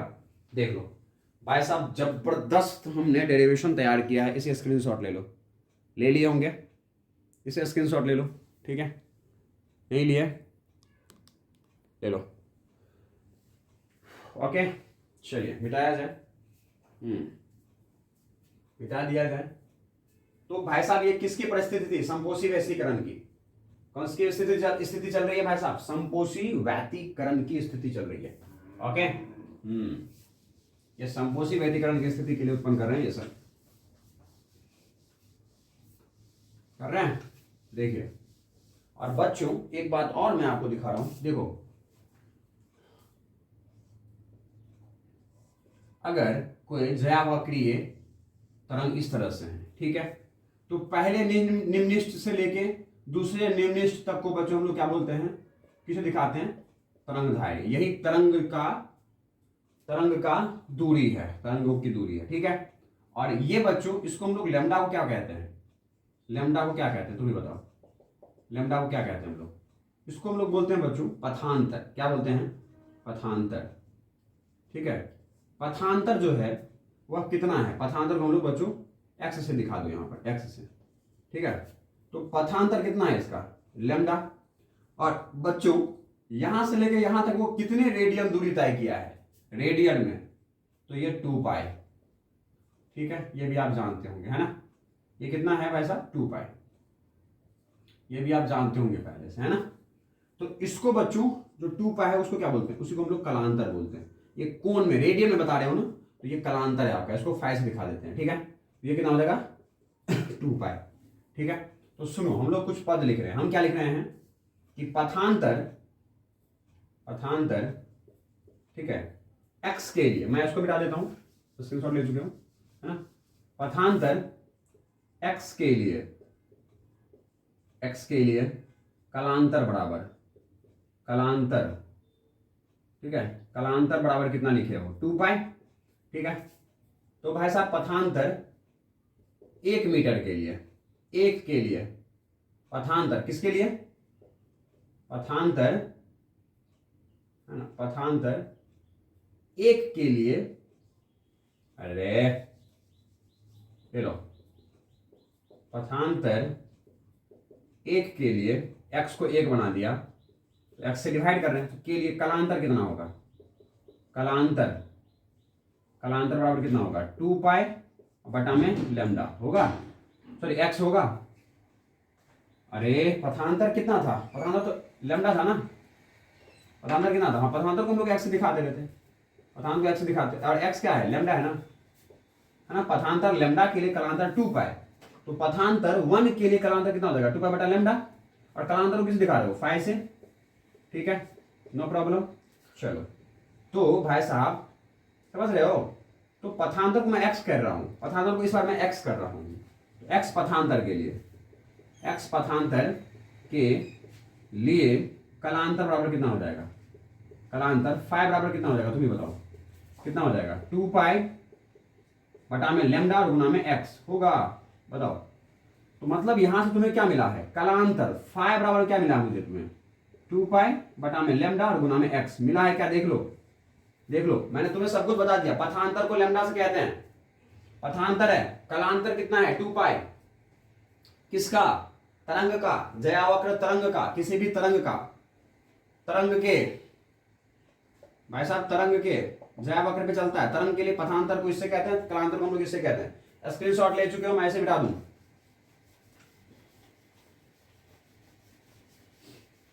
चलिए देखिए बच्चों, कलांतर बराबर 2 पाई बटा लैम्डा गुना में पथांतर। ये क्या है तुम्हारा? कलांतर है, बोलो हाँ या ना। ये तुम्हारा क्या है? पथांतर है, बोलो हाँ या ना। अगर तुमसे पथांतर देके कलांतर पूछ ले, ये काम कर लेना, बोलो हाँ या ना। अगर तुमसे पथांतर पूछ ले, यहां से अगर तुमसे पथांतर पूछ ले, पथांतर पूछ ले तो बोलो कितना होगा? x बराबर कितना होगा? x बराबर कितना होगा? लैम्डा को दरवे देंगे तो लैम्डा और बटा में क्या आ जाएगा? 2 पाई, और गुना में क्या हो जाएगा? 5 होगा क्या? मतलब पथांतर x के लिए हमारे पास फॉर्मूला क्या है? हमारे लिए है लैम्डा बटा में 2 पाई और गुना में 5 है क्या? बोलो बच्चों, आपको संपोषी व्यतिकरण के लिए लिखा रहा हूं, ये तो जनरल समीकरण है। इस समीकरण को कितना नाम दोगे? इसको नाम दो 18, ठीक है। तो संपोषी, ये जनरल समीकरण है, तो संपोषी के लिए, संपोषी, ठीक है, संपोषी व्यतिकरण, संपोषी व्यतिकरण में क्या होगा? संपोषी व्यतिकरण में क्या होगा? संपोषी व्यतिकरण में जो कलांतर होता है वो कितना होता है? या तो 0 होता है, या 2 पाई होता है, या कितना होता है? या 4 पाई होता है। तो भाई साहब कलांतर, सॉरी पथांतर कितना हो जाएगा? पथांतर कितने हो जाएंगे? x कितना हो जाएगा? 2, सॉरी लैम्डा बटा में 2 पाई और गुना में 5 का वैल्यू 0 रखोगे तो, 5 का वैल्यू 0 रखोगे तो पूरा 0 बन जाएगा ये। और अगर 2 पाई रखोगे तो, 2 पाई रखोगे तो कितना आएगा? 2 पाई से 2 पाई कैंसिल, कितना आया? लैम्डा आया। लेकिन पहला वैल्यू क्या आया था? 0। तो भाई साहब संपोषी व्यतिकरण के लिए, संपोषी के लिए, ठीक है, संपोषी के लिए पथांतर कितना हो जाएगा? संपोषी के लिए पथांतर कितने होंगे बताओ? पथांतर कितना होगा? पहला वैल्यू 0, दूसरा वैल्यू कितना आया? लैम्डा, तीसरा वैल्यू कितना आया? 4 पाई रखोगे तो 2 लैम्डा, 4 पाई 2 पाई, पाई से पाई कैंसिल, 4 से 2 से 4 कैंसिल, 2 आया 2 लैम्डा, ठीक है। तो 4 पाई रखने पर 2 लैम्डा, बोलो 6 पाई रखने पर 3 लैम्डा, मतलब कहे तो कितना आ जाएगा? n lambda. क्या हमने कभी इस बात पर चर्चा किया था? क्या ये बात पर हमने कभी चर्चा किया था भाई साहब कि संपोषी व्यतिकरण के लिए पथांतर, संपोषी व्यतिकरण के लिए पथांतर कितना होता है? n लैम्डा होता है भाई साहब। देखो क्या हमने ये बात कभी किया था? देख लो, किया था, बोलो। चलो आ जाओ, अब बस कुछ देर और विनाशी व्यतिकरण के लिए करते हैं। वैसा विनाशी व्यतिकरण मिटा दिए जाए।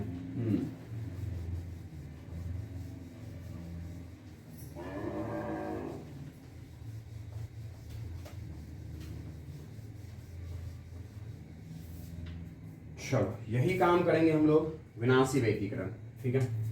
बी पॉइंट क्या लिखेंगे? विनाशी व्यतिकरण,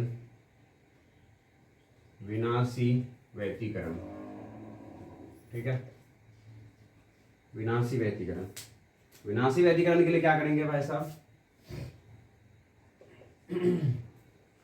है ना, विनाशी व्यतिकरण इस स्थिति में, ठीक है भाई साहब, कलांतर कितना होता है? कलांतर, ठीक है, पाई, 3 पाई, ठीक है, 5 पाई, है ना, होता है। ओके बोलिए, होता है। तो आयाम, परिणामी आयाम कितना हो जाएगा? परिणामी आयाम एवं तीव्रता कितना हो जाएगा? आयाम एवं तीव्रता कितना होगा वो देखो। परिणामी आयाम होता है a² बराबर में a1 का स्क्वायर प्लस a2 का स्क्वायर प्लस, अब तो याद हो गया होगा आपको, 2a1 a2 cos 5 होता है क्या?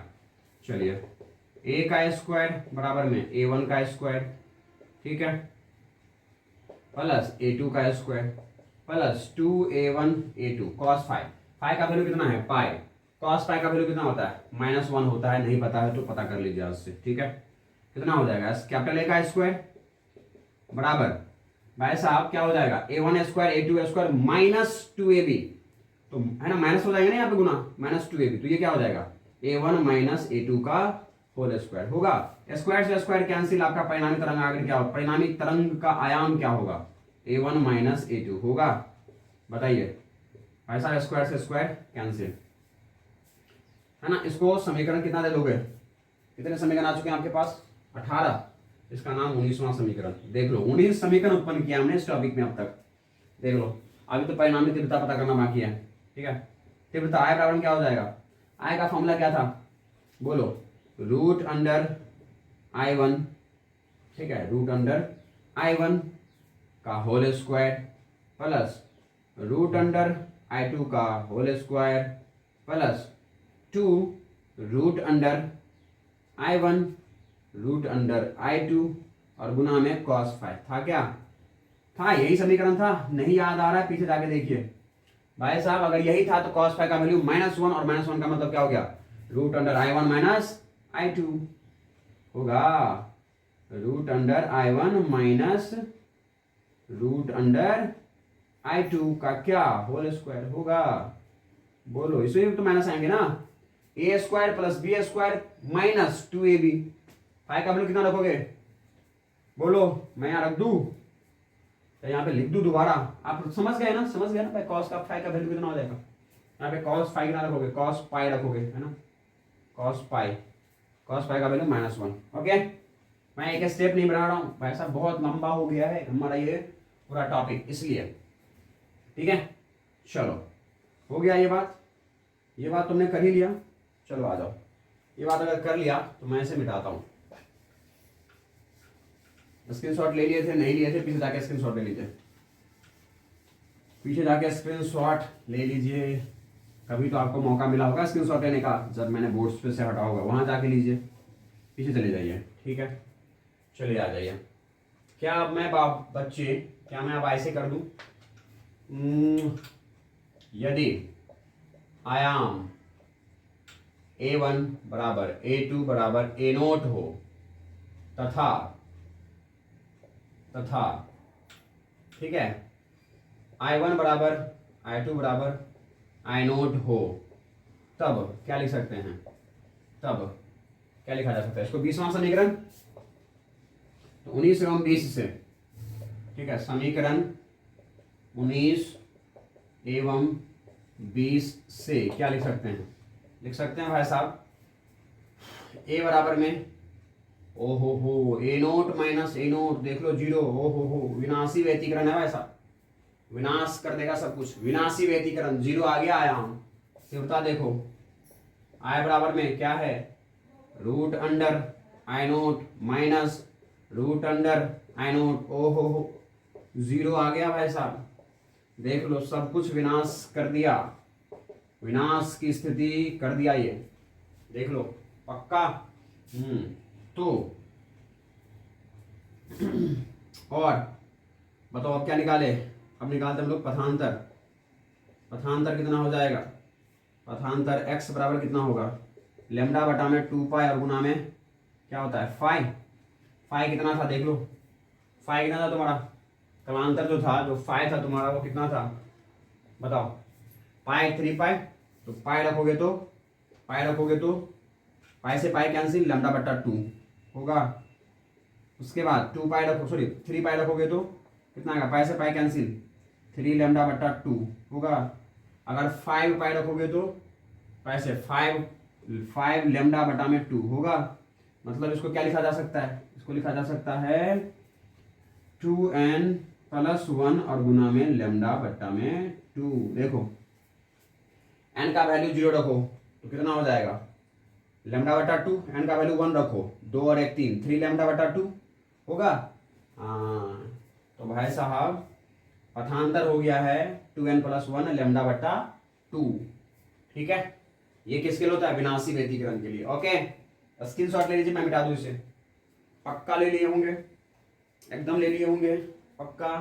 चलो मिटा दिया जाए इसे, मिटा दिया जाए।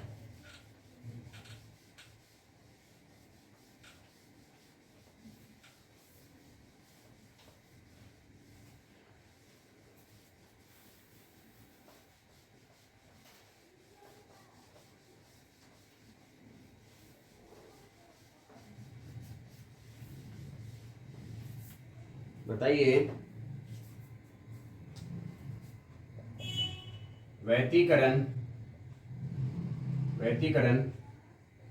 की स्थिति में, ठीक है, तरंगों की ऊर्जा, ठीक है, ऊर्जा संपोषी एवं विनाशी, ठीक है, विनाशी व्यतिकरण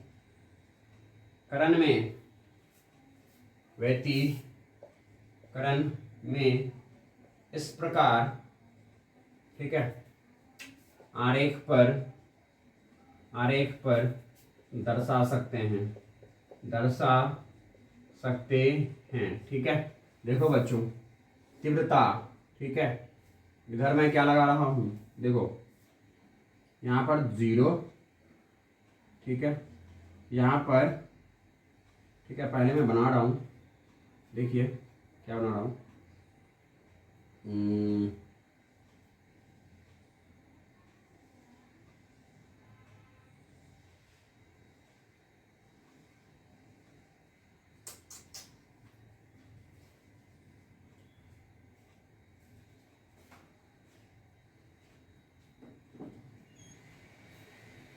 ठीक है, अच्छे से बना लीजिएगा बच्चों आप, मतलब सब कुछ एकदम सेम है, ठीक है। देखिए 0 पाई, ये हो जाएगा 2 पाई, ये हो जाएगा 3 पाई, ये हो जाएगा 4 पाई, ये हो जाएगा 5 पाई, ठीक है। ये हो जाएगा इधर माइनस पाई, इधर हो जाएगा बच्चों -2 पाई, इधर हो जाएगा -3 पाई, इधर हो जाएगा -4 पाई, है ना। तो बच्चों आपको पता है पाई, 3 पाई, 5 पाई पर विनाशी व्यतिकरण होता है। तीव्रता कितनी होती है? 0 होती है। बोलिए हाँ या ना, पक्का। और ये बच्चों जो तीव्रता का औसत मान आता है वो कितना आता है, कितना आएगा, वो आएगा 2I0, ठीक है। कौन सा मान आएगा भाई साहब? औसत मान, ठीक है, बीच में मध्य भाग में, है ना। तीव्रता का ये इंटेंसिटी है, इस पर हमने क्या दिखा रखा है बच्चों? कोण दिखा रखा है। कोण क्या मतलब कहे तो इस पर हमने कलांतर दिखा रखा है, ठीक है, इस पर कलांतर फाई दिखा रखा है, ठीक है। ये कौन सा एक्सिस है? एक्स एक्सिस है। ये कौन सा एक्सिस? Y axis. यहाँ पर तीव्रता कितना होगा बच्चों? 4I0 के बराबर। यहाँ पर भी 4I0 के बराबर। यहाँ पर, हाँ समझ गए। इन सभी जगहों पर कौन सी व्यतिकरण हो रहा है? संपोषी। ओके, संपोषी व्यतिकरण हो रहा है ना। और इन सब जगहों पे, है ना, इन सब जगहों पे जो पाई है, जो 5 पाई है, इन सब पर क्या हो रहा है? इस पर हो रहा है विनाशी व्यतिकरण, ठीक है, जिस पर तीव्रता, है ना, तीव्रता क्या आ रही है? 0 आ रही है, ठीक है। तीव्रता देखो ना, तीव्रता का ग्राफ है ये एकदम क्या है? 0 है ना। तो यहाँ पर तीव्रता क्या है? यहाँ पर तीव्रता क्या है? 0। यहाँ पर तीव्रता क्या है भाई साहब? 0। यहाँ पर तीव्रता क्या है? इंटेंसिटी 0, समझ गए। यहाँ पर तीव्रता कितना है? 0, समझ रहे हो। ओके, ये आपकी क्या है? ऊर्जा वितरण। ये जो आरेख है आपका वो क्या है?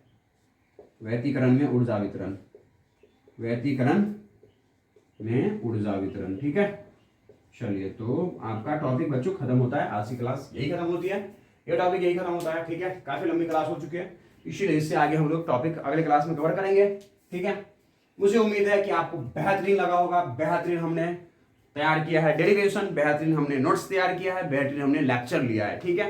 उम्मीद करता हूँ आप एकदम स्वस्थता से इसे लिए होंगे, ठीक है, और काफी एनर्जेटिकली आप इसे पढ़ रहे होंगे, ठीक है। तो always be energetic and always be hopeful. आशावादी रहिए, सब भला होगा, सब अच्छा होगा, ठीक है। बस मस्ती से पढ़ाई करते रहिए, ठीक है, एकदम खुश रहिए, घर वालों के साथ मस्ती करते रहिए, अपनों के साथ मस्ती करते रहिए। अगली क्लास में मिलते हैं। Till then bye bye and thank you to watch my this video and see you soon.